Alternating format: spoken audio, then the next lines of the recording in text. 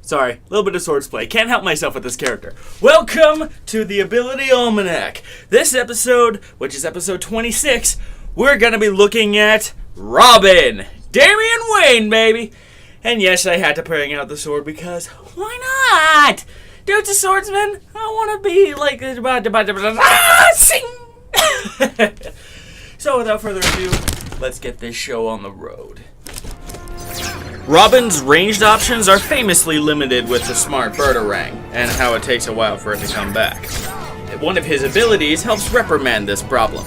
Deadly Birdarang.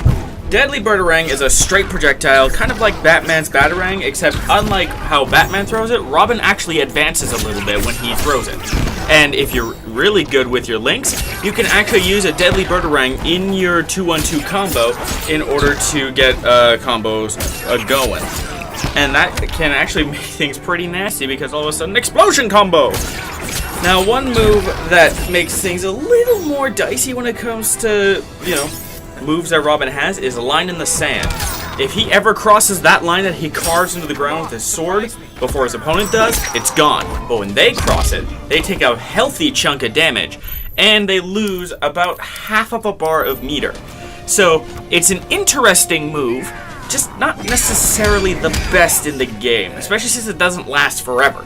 And its recovery is basically 80 frames, because it takes about 20 frames for the line to show up, and then another 60 for Robin to kind of come back and be ready to go. But it's still an interesting move because it's unique. He's setting a sort of barrier trap in Injustice 2, which no other character does.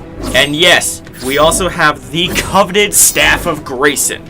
This allows Robin to basically become half of Nightwing, allowing him to use the staff in all of the ways that Injustice 1 Nightwing would. Same combos, same specials, same everything. Except the throw is new, because it doesn't force you to switch back to the old stance. They actually programmed a new throw with the staff. It's pretty cool. However, they also, from my understanding, nerfed Flying Grayson's damage. The pogo-assisted flying kick. Instead of being like 13 base damage, I think it's down to 7 now. So it's not... It's also hilarious because he still has that pathetic hop of a jump. I do not understand why. It's probably just how the style is.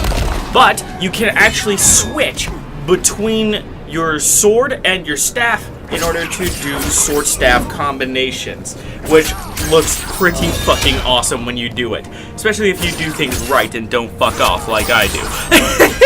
Well, time to move on to the next loadout, I say.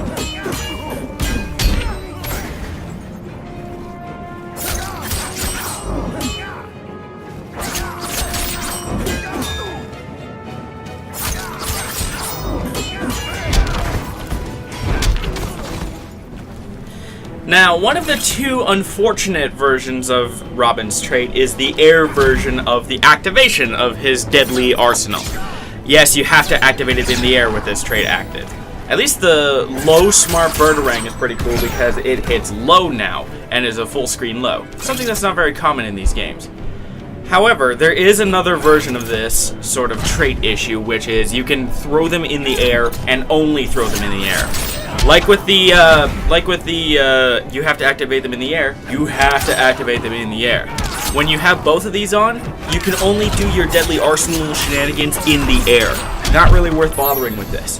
However, Swoop's new meter burn, where Robin teleports immediately to the ground, allowing you for new combo opportunities, definitely is worth considering, especially since you can teleport on either side and purposely start a combo late in order to get a free cross-up.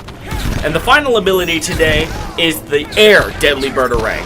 Yes, that's right. Robin can get kind of the Wingding style things back from Injustice 1, except he throws one and then he meter burns for 3 of them. And yes, this does mean that you can get a long-range zoning, Robin. A zoning Robin. Deadly Birdarang, smart Birdarang, dash in, throw in your aerials, do the shenanigans there. And now you know what time it is. After this super combo, we've got frame data. Now keep in mind that with the frame data this time is going to be especially long, since we are looking at all of the staff moves and their startups there. but they will go by kind of quick, so feel free to slow down the video by using the gear option on the bottom right, and then click speed, and then click 0.5 if you want to make sure that you get it all. I hope you enjoyed this video, and as always, DFTBA.